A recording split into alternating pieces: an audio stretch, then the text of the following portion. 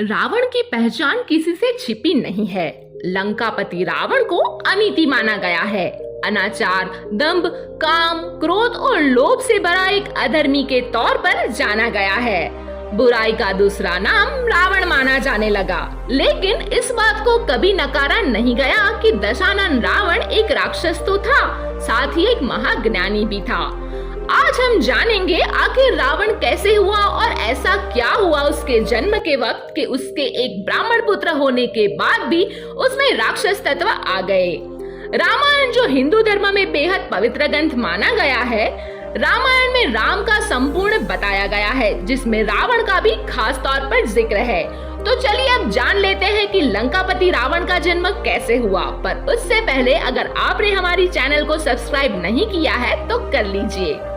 रावण सोने की लंका का राजा था, जिसके जन्म को लेकर कई कथाओं का वर्णन मिलता है। वाल्मीकि रामायण की माने तो पुलत्स्य मुनि के पुत्र महर्षि विश्वासा का रावण पुत्र था, जिसकी मां राक्षसी कैकसी थी। वाल्मीकि रामायण के उत्तरकांड में बताया गया है कि पुराने समय में माली, सुमाली और मलेवन बेहद क्रूर दैत्य बाई थे, जिन्होंने ब्रह्मा की कठिन तपस्या की, जिससे ब्रह्मा ने उन्हें महाबलशाली होने का वरदान दे दिया। वरदान पाकर स्वर्गलोक, पृथ्वीलोक और पाताल लोक में तीनों भाई देवताओं, ऋषि मुनियों और मनुष्यों पर अत्याचार करना शुरू कर दिया। और जब ऐसा काफी ज्यादा होने लगा तो देव और ऋषि मुनियों ने भगवान विष्णु से अपनी व्यथा सुनाई, जिसके बाद भगवान विष्णु ने कहा कि आप सभी अपने लोक चले जाए और डरे नहीं, मैं इन दुष्ट राक्षसों का विनाश करूंगा। दूसरी तरफ तीनों अत्याचारी भाइयों को इस बारे में पता चला तो सेना सहित इंद्रलोक के पर तीनों ने आक्रमण कर दिया।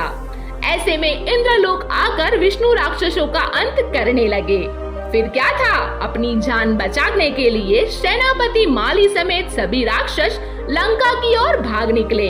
फिर सभी राक्षस सुमाली के साथ लंका छोड़ पाताल चले गए और वहीं छुप गए और अपने परिवार के साथ रहने लगे।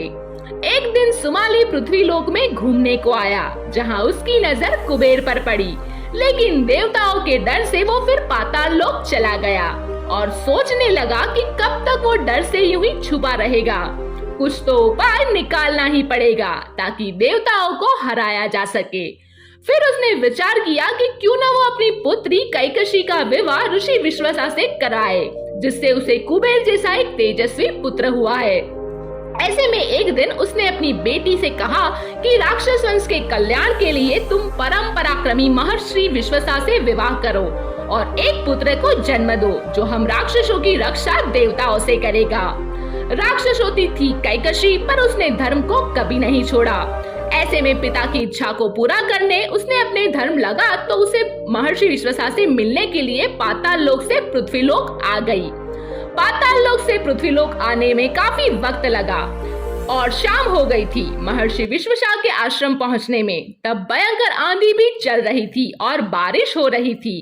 कैकसी आश्रम पहुंचकर महर्षि का चरण वंदन कर विवाह करने की इच्छा के बारे में बताया, जिसके बाद महर्षि विश्वासा ने कहा कि हे भद्रे, मैं आपकी इच्छा तो पूरी कर सकता हूँ, लेकिन तुम कुबेला में यहाँ आई हो। ऐसे में हमारा पुत्र क्रूर कर्म करने वाला और भयानक सूरत वाले राक्षस होंगे। ऐसे में कैकसी ने कहा कि ऐसे ब्राह्मणवादी दौर में दुराचारी पुत्रों की उत्पत्ति मैं नहीं चाहती।